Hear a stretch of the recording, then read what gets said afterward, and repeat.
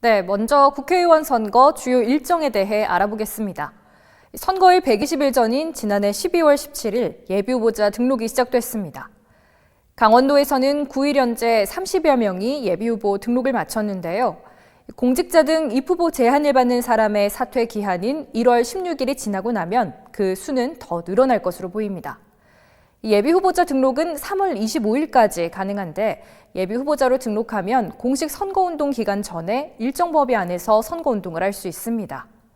선거사무소를 설치해서 간판과 현수막을 내걸 수 있고 3명 이내의 선거사무원도 둘 수 있습니다.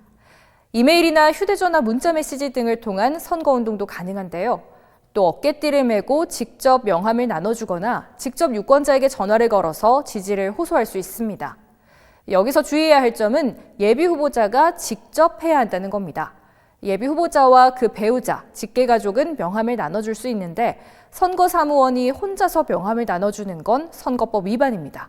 선거사무원 등은 예비후보자와 함께 다닐 때만 명함을 배부할 수 있습니다. 전화도 예비후보자가 직접 통화하는 방식이어야 합니다. 예비후보자가 아닌 가족이나 선거사무원 등은 전화로는 선거운동을 할 수 없습니다. 이 밖에도 세대수의 10% 범위 안에서 예비후보자 홍보물을 발송할 수도 있습니다.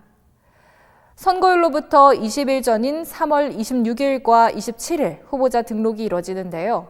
예비후보자 등록을 한 사람도 이 기간 동안 다시 후보자로 등록을 해야 합니다.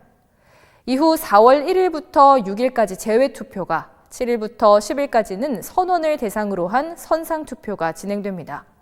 그리고 선거일로부터 5일 전인 4월 10일과 11일 오전 6시부터 오후 6시까지 사전투표를 거치게 되는데요. 이 사전투표는 전국에 설치되는 사전투표소 어디에서나 투표할 수 있다는 게 편리한 점이죠.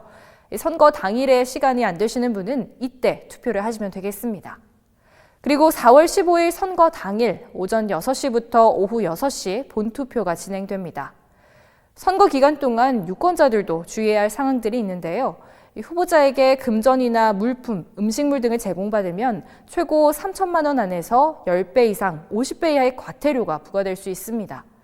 최근에는 선거운동 방식이 다양해지면서 인터넷이나 SNS 등을 활용한 정치 참여가 늘고 있는데요. 이에 따라 주의해야 할 점들도 많습니다. 가짜뉴스를 퍼나른다거나 댓글로 후보자에 대한 가짜뉴스를 퍼뜨리는 건 처벌받을 수 있다는 점 기억하셔야겠고요. 선거운동을 위해서 SNS에서 후보자의 사생활을 비방한다거나 후보자와 관련된 특정 지역이나 성별을 비하, 모욕해서도 안 됩니다.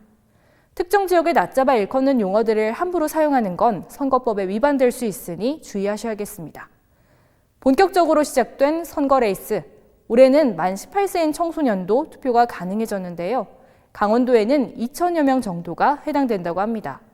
일정과 유의할 점 등을 기억해 두셔서 총선 때 소중한 한 표 행사하시기 바랍니다. 지금까지 헬로티비 뉴스 김선아입니다.